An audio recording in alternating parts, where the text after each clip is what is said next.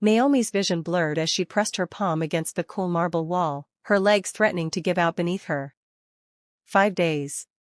She'd been married for 5 days to a man who looked at her like she was oxygen and he was drowning, like she was the only thing standing between him and complete annihilation. "I can't feel my legs," she whispered to the empty hallway, her Nigerian accent thick with exhaustion and something else, something she couldn't name.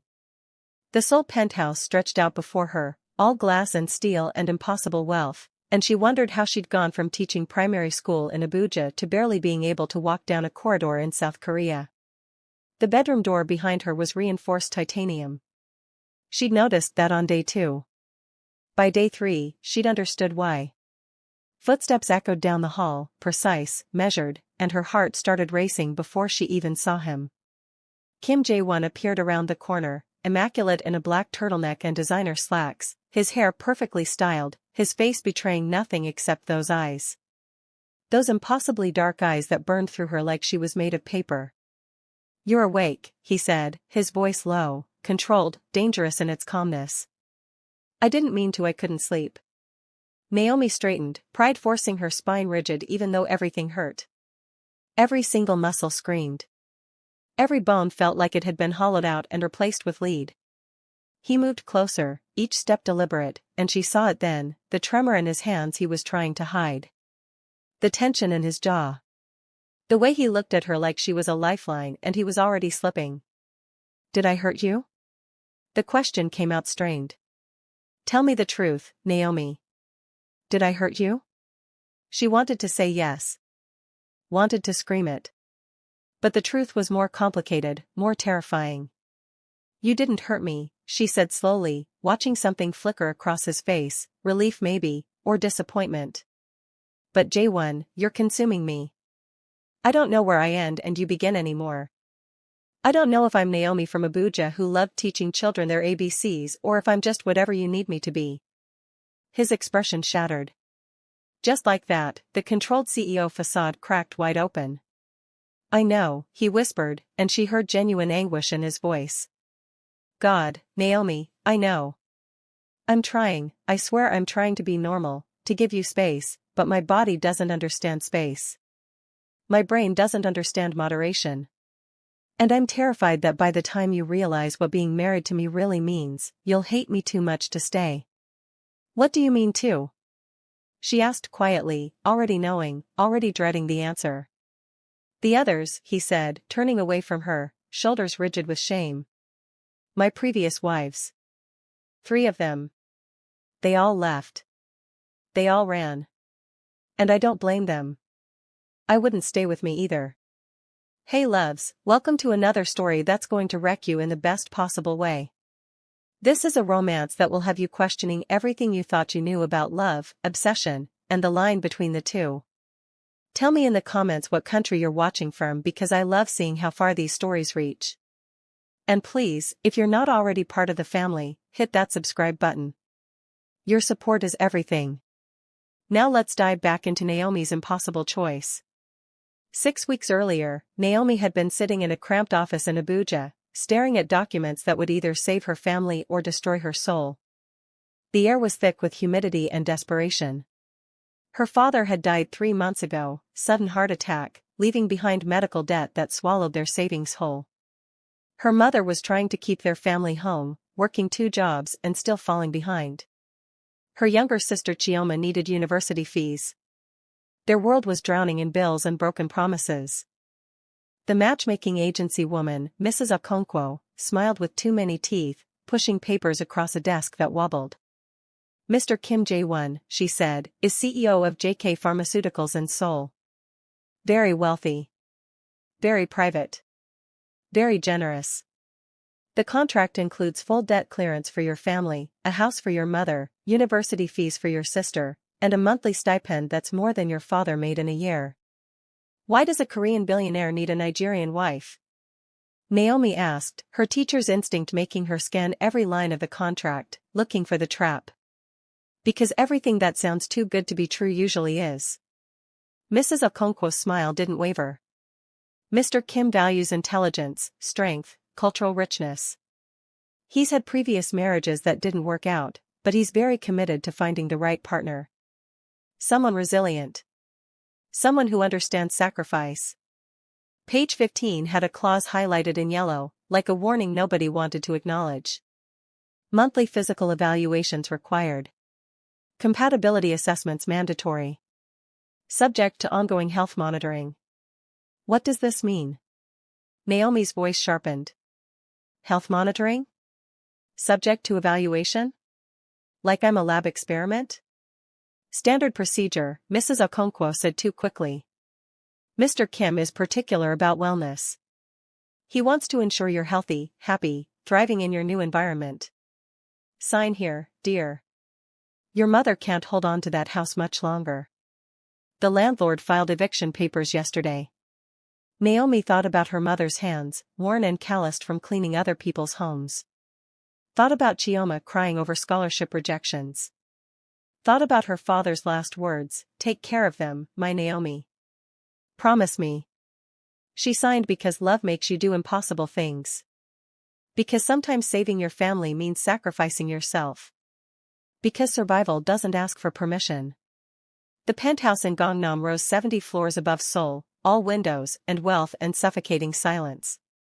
Mr. Park, the house manager, greeted her with a bow that felt more like a warning. Mrs. Kim, your quarters are on the 15th floor. Mr. Kim's private rooms are on the 20th. The basement levels are restricted. Never go to the basement levels. Where is my husband? Naomi asked, clutching her single suitcase, feeling impossibly small and foreign. Mr. Kim works late most nights. He will see you when he's ready. When it's appropriate. That first night alone, Naomi explored her room. Beautiful. Cold. Like a five-star hotel that had forgotten humans lived there. King bed with sheets that probably cost more than her teaching salary. Bathroom with a tub big enough to swim in. Floor-to-ceiling windows overlooking a city that glittered with indifference. When she pressed her ear against the wall, she heard nothing. Complete silence. Soundproofing. The kind that keeps secrets buried. At 3 in the morning, she heard it. Footsteps outside her door. Heavy. Deliberate. Then a mechanical click. A lock engaging from the outside. Then nothing but her racing heart and the city lights mocking her through the glass. On the 5th night, unable to bear the isolation, the not knowing, Naomi went exploring. The penthouse was different after midnight. Shadows pooled in corners. The wealth looked sinister. She found him in the home gym, shirtless, breathing hard, punching a heavy bag like it had personally offended him. Sweat gleamed on his skin. His eyes were closed. His jaw clenched so tight she could see the muscle jumping. "Are you okay?" she asked softly. His eyes snapped open. Dark. Intense. Desperate. Wild. Like a man barely holding on to control. "Go back to your room, Naomi." His voice was rough, strained. "Go back now." "I've been here 5 days," she said, stepping closer, anger rising. 5 days of being treated like furniture. Like something decorative you're not ready to use yet. If this marriage is real, if I'm actually your wife, then look at me. Talk to me. Act like I exist. "I'm looking at you," he said, his voice strange, dangerous. "That's the problem. I'm trying very hard to be a gentleman right now. Trying to do the right thing. But you're making it extremely difficult." "Good," Naomi said, surprising herself with her boldness. "Maybe I don't want a gentleman. Maybe I want to understand what I signed up for." Something broke in him. He moved fast, closing the distance between them, hands on her waist, lifting her like she weighed nothing, setting her on the edge of the weight bench. He stepped between her legs, eyes burning into hers with an intensity that stole her breath. "You don't understand what you're asking for," he said, his voice raw. "You don't know what I am. What I need. What being married to me actually means." "Then show me," she whispered. He carried her 20 floors up to a room she'd never seen. Heavy door. Reinforced walls. Windows that didn't open. When that door locked from the inside with a sound like a gunshot, Naomi understood. This wasn't romance. This wasn't a marriage. This was something primal and terrifying and inevitable. Morning came with brutal clarity. Naomi woke alone, body aching in ways she'd never experienced. Every movement sent shockwaves through muscles she didn't know existed. She felt hollowed out and impossibly full at the same time, transformed into someone she didn't recognize in the bathroom mirror. The door opened easily from the inside, but on the outside, she saw the truth. Military-grade locks. Biometric scanners. Soundproof padding. This room wasn't built for romance. It was built to contain something dangerous. Hours later, still processing, still trying to understand what her life had become, a doctor arrived. Dr. Shin Min-jae. Expensive suit. Cold eyes. Medical bag that looked more like a tactical kit. Mrs. Kim, I need to examine you. Standard post-consummation protocol. Standard for what? Naomi pulled her robe tighter, feeling exposed, vulnerable. Dr. Shin sighed, setting down his bag with practiced efficiency. Your husband didn't explain, did he? Of course not. He pulled out bottles of pills, supplements, vitamins. 6 years ago, your husband volunteered for experimental pharmaceutical trials. His own company's research into performance enhancement. Metabolic optimization. The trials went catastrophically wrong. Naomi's blood went cold. What are you saying? The side effects are permanent, Dr. Shin said bluntly. Extreme physical needs. Constant hunger. Insomnia without regular intimacy. Heightened senses that make every touch overwhelming. His body chemistry was permanently altered. 3 wives before you couldn't handle it. The first lasted 6 months. The second 3. The third barely made it 2 months before she had a complete breakdown. So I'm what?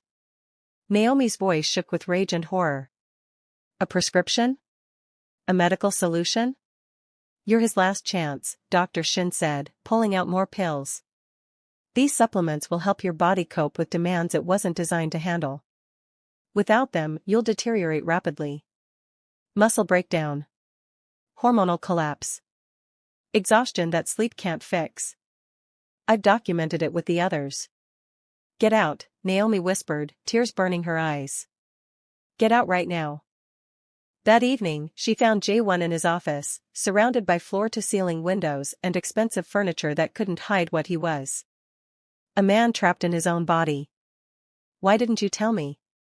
Her voice cracked. The experiments. The hunger. That cage room upstairs. That I'm not a wife, I'm a medical necessity. Would you have stayed if I told you? He didn't turn around, staring at Seoul's lights like they held answers. Would you have signed that contract if you knew what you were really signing up for? You lied to me. I didn't lie, he said, and she heard the first real emotion crack through. I just didn't want you to look at me the way you're looking at me right now. Like I'm a monster. Like I'm something broken that can't be fixed. Like I'm not worth loving. She saw it then. The shame carved into every movement. The fear coloring every word. The loneliness that had hollowed him out. This man who controlled billions was terrified of her judgment. I won't run, she said quietly, the words surprising even herself. But you will never lie to me again. Never. If this is going to work, if I'm going to survive this, I need truth. All of it. No more secrets. He looked at her like she'd just saved his life. You mean that? I signed a contract to save my family, Naomi said carefully. But I'll stay for you if you're honest with me. If you see me as a person, not just a solution to your problem. Days became weeks. Naomi took intensive Korean lessons, desperate to understand the world she'd been dropped into. She explored Seoul with bodyguards who followed at a respectful distance. She video-called her mother, who looked lighter, happier now that the debt was gone. But nights became something else entirely. His hunger was relentless, consuming, a force of nature that couldn't be denied. She took Dr. Shin's supplements just to survive. Her body started weakening despite them. Her identity started blurring. She'd look in the mirror and wonder who that woman was staring back. Before you continue, I need you to do something for me. If you're invested in Naomi's story, if you're feeling this intensity, hit that like button. Share this with someone who loves complex romance. Drop a comment telling me where you're watching from and whether you think Naomi made the right choice. Your engagement means everything. Now let's see what happens when Jaewon's mother arrives. Mrs. Kim Soo-jin arrived like a winter storm. All designer clothes and colder judgment. Chanel suit. Pearls worth more than Naomi's entire neighborhood in Abuja. She swept into the penthouse like she owned it because technically, she did. So you're the African teacher my son bought, she said, circling Naomi like a predator examining prey. His fourth wife. Fourth. Do you understand what that number means? I'm his wife, Naomi said steadily, lifting her chin. Not a purchase. Not a number. His wife. Mrs. Kim's laugh was sharp as glass. The others were educated at Seoul University. Sophisticated Korean women. They understood our culture, our family expectations. They still couldn't last a year combined. The first had a nervous breakdown so severe she spent 6 months in psychiatric care. The second developed such severe anxiety she couldn't leave her apartment for 2 years. The third, well, we don't discuss the third. She's still under legal obligation not to speak about what happened. What makes you different? What makes you think you can survive what destroyed them? Maybe because I see him as a person, Naomi replied, voice steady even as her hands trembled. Maybe because I understand what it means to fight for survival. To sacrifice for the people you love. Mrs. Kim leaned close, her perfume expensive and suffocating. My son needs someone strong enough to survive him. And you, dear, you already look exhausted. I give you 2 months before you break.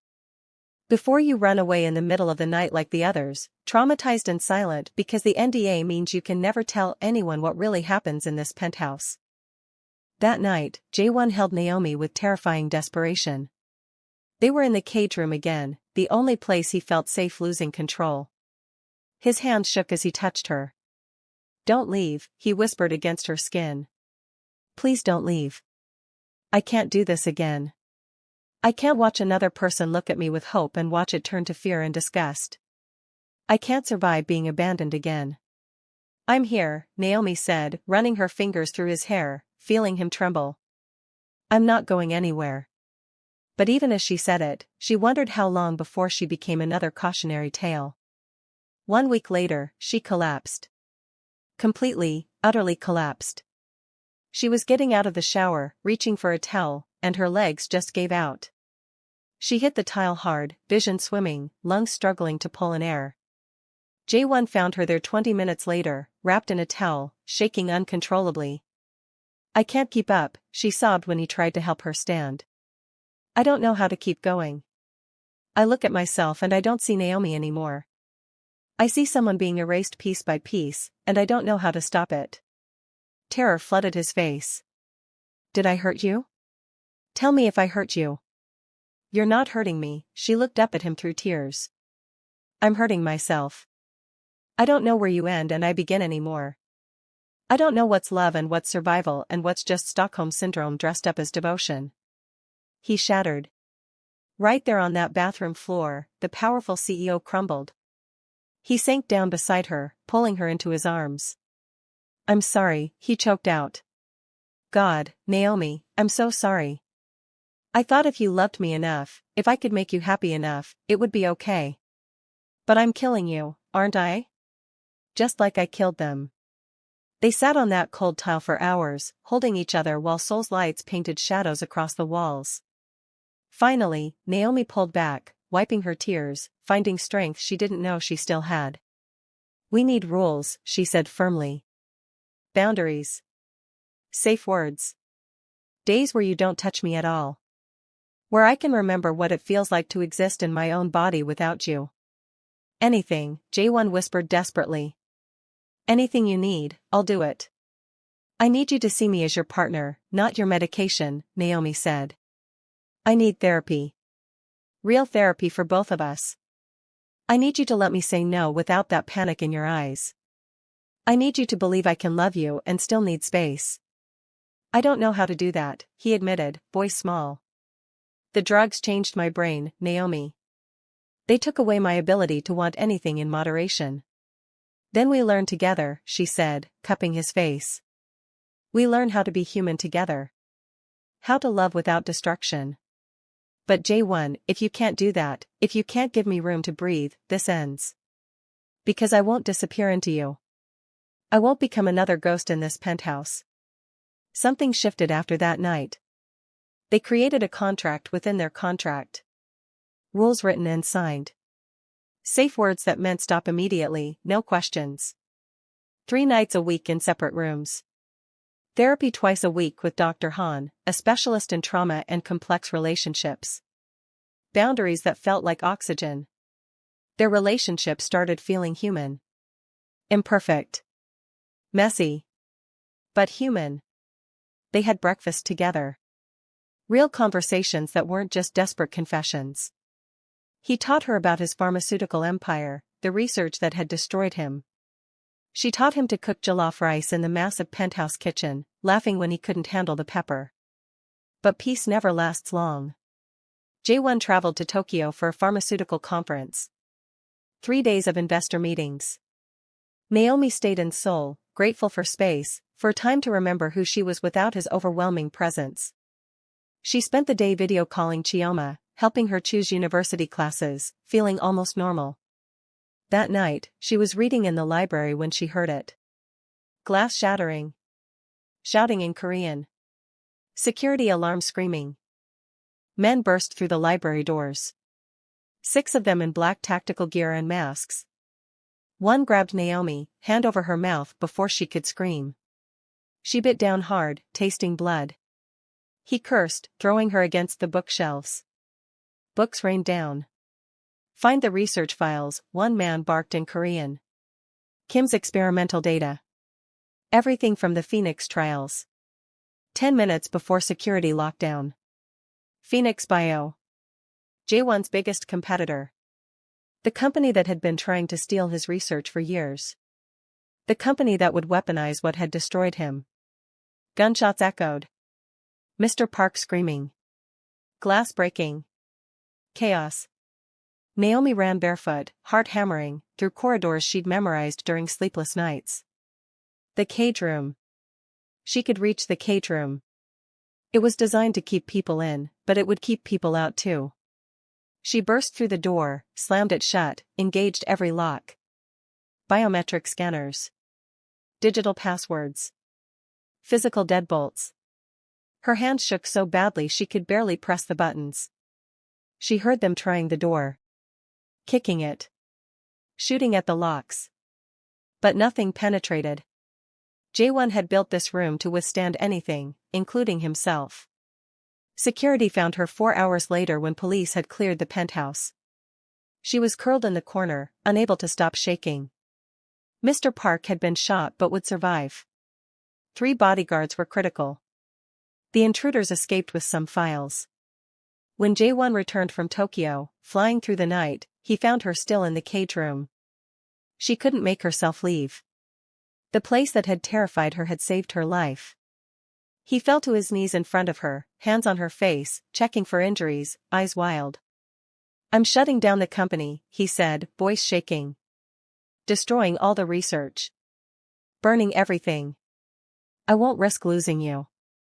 I can't lose you, Naomi. I can't survive it. You can't give up everything for me, she protested weakly. Watch me, he said, jaw set. I spent 6 years being consumed by what those drugs did to me. Built an empire on my own destruction. But you, Naomi, you make me want to be more than my worst mistake. You make me want to be the man you see when you look at me. They fled Seoul the next week. Jeju Island. A villa overlooking black volcanic cliffs and wild ocean. For the first time since signing that contract in Abuja, Naomi experienced gentleness. Slow mornings. Real laughter. J1 teaching her to swim in the private cove. Her teaching him Afrobeat dances, his awkward movements making her laugh until she cried. They made love differently there. Slowly. Tenderly. Like they had forever. Like they were discovering each other instead of consuming each other. He touched her like she was sacred. I didn't know it could be like this, he whispered one night under stars. I thought the drugs took away my ability to feel anything gentle. But you make me feel human again. You were always human, Naomi said softly. You just forgot. 3 weeks into their island escape, during a video call with his board about the company's sale, Jaewon collapsed. One moment negotiating terms, the next on the floor convulsing, blood trickling from his nose. The hospital in Seoul, private wing, where celebrities hid their secrets.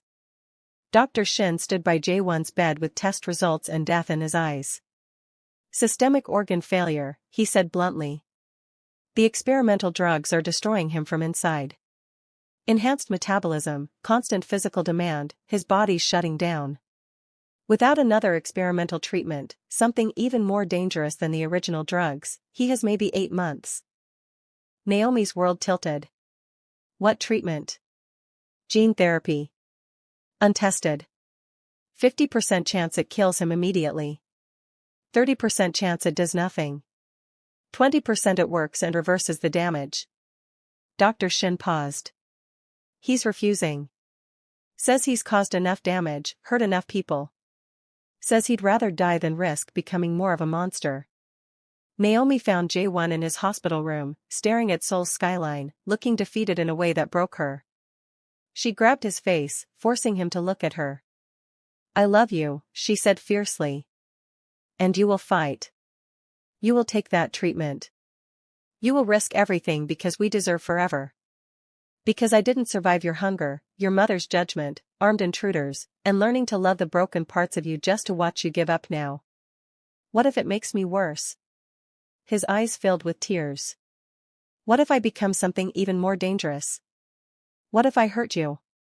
Then we figure it out together, Naomi said. Like we've figured out everything else. But you don't get to make this decision alone. This is our life. Our marriage. You fight or you lose me anyway because I can't love someone who won't fight for us. He broke, crying against her shoulder. I'm scared, Naomi. I'm so scared. I know, she whispered. But we face it together. That's what love means. 10 weeks of hell followed. Week 1, needles and IVs and sterile rooms smelling like antiseptic and fear. Jaewon screaming, body rejecting the gene therapy. Naomi holding his hand while he thrashed, while doctors rushed in with emergency protocols. Make it stop, he begged, eyes wild. Please just let me die. No, she said firmly, tears streaming. You fight. You promised. Week 2, hallucinations. He didn't recognize her for 5 days. Called her by his first wife's name. Then his mother's. Screamed at shadows. Naomi slept in a chair beside his bed, whispering truth into his confusion. Week 3, the hunger disappeared completely. The need that had defined him for 6 years, gone. But so was everything else. No desire. No emotion. Just emptiness. What if there's nothing left? He asked, voice hollow. What if they fixed the monster but killed the man? What if I can't love you anymore? Then we build someone new together, Naomi whispered, climbing into his hospital bed. We discover who you are without the drugs. Piece by piece. Week 4, small improvements. He squeezed her hand. Recognized her smile. Asked for water instead of waiting. Tiny miracles. Week 5, physical therapy. Learning to walk without enhanced strength. He fell constantly, frustrated, humiliated.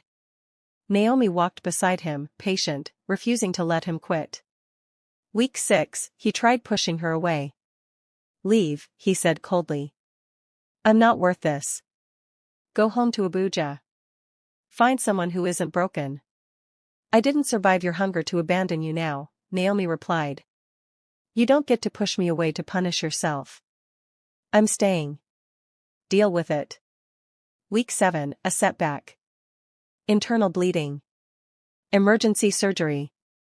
14 hours in the waiting room where Naomi paced and prayed and made bargains with God. When they let her see him, pale but alive, she broke completely. Week 8, recovery. Slow but steady. Week 9, discharge papers. Week 10, their first intimate moment after everything. Different. Revolutionary. He touched her like he was learning her for the first time. No desperation. Just discovery. I don't know how to be normal, he whispered against her skin. I don't know how to love you without the intensity. Then we learn together, she said, guiding his hands. We figure out what normal means for us. 4 months after his recovery, they planned a vow renewal. Real wedding. Real choice. They invited Chioma, who flew in from university. Naomi's mother came, cancer-free for 9 months, crying happy tears. Even Mr. Park smiled. But the day before the ceremony, a woman appeared at the penthouse gates. Elegant. Broken. Familiar from photographs Naomi had found. Park Ji-won. Jae-won's second wife. The one who'd lasted 3 months. Naomi met her at a cafe in Gangnam, away from the penthouse. Ji-won was beautiful, polished, but her eyes held something haunted. I saw the news about his recovery, Ji-won said softly. About the gene therapy. I needed to warn you before you renew your vows. You need to understand something. Understand what? Loving him eroded me, Ji-won said, hands shaking. I didn't notice until I looked in the mirror one day and didn't recognize myself. Lost 20 kilos. Stopped painting, which was my entire life. Started having panic attacks whenever I heard his car. The hunger wasn't just physical. It was psychological warfare. He's different now, Naomi defended, but her voice wavered. The drugs are gone. He's gentle. Human. We have boundaries. That's what I told myself too, Ji-won leaned forward. But the drugs didn't create who he is. They revealed it. Amplified it. He's obsessive by nature. Possessive. The kind of man who loves so intensely it suffocates everything around him. The treatment fixed his body, but his psychology? His need to control, to consume? That's who he is. Why are you telling me this? Because you deserve to choose with open eyes, Ji-won said. I see myself in you. The determination. The belief that love can fix anything. I'm not saying leave. I'm saying protect yourself. Keep parts of yourself he can never touch. Keep secrets. Keep dreams. Keep a piece of your soul locked away where his love can't reach. Or you'll wake up one day and realize you've disappeared completely. Naomi wanted to argue, but couldn't. Because some nights she still didn't recognize herself. Some nights she wondered where Abuja Naomi had gone. The teacher who loved lesson planning and Sunday church and her mother's egusi soup. That night, she found something that changed everything. A file on Jae-won's computer. Left open. Maybe intentionally. Medical records. Not his. Hers. Dr. Shin had been monitoring her hormone levels. Brain chemistry. Psychological state. Every month since she arrived. Detailed reports about dependency developing. Identity erosion. Increasing inability to imagine life without Jae-won. He'd been studying her like a lab experiment. Documenting how she adapted. How she changed. How she slowly disappeared into him. And Jae-won had been reading the reports. Every single one. He'd known exactly what was happening to her. Watched it happen. Done nothing to stop it. The vow renewal happened the next day in the penthouse garden. Small. Intimate. Real. Naomi stood in a white dress, hands shaking, holding flowers Chioma had helped her choose. Jae-won stood across from her in a tailored suit, eyes full of love and hope and something else. Something possessive she'd learned to recognize, to fear, to crave. I choose you, Naomi said when her turn came. Not because of a contract. Not because you saved my family. But because you're mine and I'm yours and somehow we survived the impossible together. I choose you, Jaewon replied, voice thick. Not as medicine. Not as a solution. But as my wife.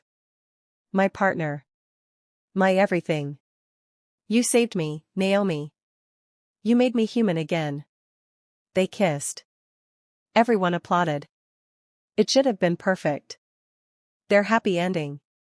But that night, celebrating with champagne, Naomi's phone buzzed. Unknown number. Just a photo. Dr. Shin's latest report about her. Dated yesterday. One line highlighted in red.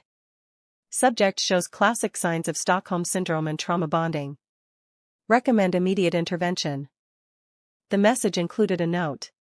He'll never let you go. The gene therapy wasn't just to save his life. Check the secondary effects documentation. He's more possessive now than ever. You're too far gone to see it. Run while you still remember how. This is your only warning. Naomi looked up. Across the garden, Jaewon was watching her. Eyes dark. Intense. That familiar hunger creeping back despite everything. He smiled, that devastating smile, and raised his champagne glass. She smiled back, glass trembling, Jaewon's warning echoing, the file she'd found, the message on her phone, the truth sitting heavy in her chest. She was in love with him. Desperately. Completely. Irrevocably. But was it real? Or had she become exactly what he needed her to become? Had she chosen this? Or been carefully programmed to choose this? And most terrifying, did it even matter anymore? Could she leave if she wanted to? Did she even want to leave? Or had that desire been expertly erased from her? Jaewon crossed the garden toward her, hand extended, ready to lead her inside. Ready to consume her again. Gentler now, but no less completely. Naomi looked at his hand. Looked at the phone. The warning glowing. Looked at Chioma laughing with her mother. Looked at the penthouse that had become her cage and her kingdom. She had to choose. Stay and surrender completely to a love that might be real or might be the most sophisticated trap ever built. Or run. Destroy everything. Save herself from a man who loved her so obsessively he'd documented her psychological erosion like a science experiment. The phone buzzed again. Car waiting at the north gate. Passport and money in the glove compartment. 5 minutes to decide who you really are. Choose wisely. Jaewon reached her, smile widening, unaware of the war in her mind. Dance with me, Mrs. Kim. Naomi looked into his eyes. Those dark, intense, desperate eyes that had terrified and captivated her from the beginning. She looked at the phone. She looked at the gate, barely visible through the trees. And then she made her choice. But that choice and everything that happens next, you'll have to wait for part 2. If you made it this far, you're officially part of this family. Hit that subscribe button if you haven't already. Smash that like button if this story destroyed you in the best way. Comment below and tell me what you think Naomi should do. Should she stay with Jaewon or should she run?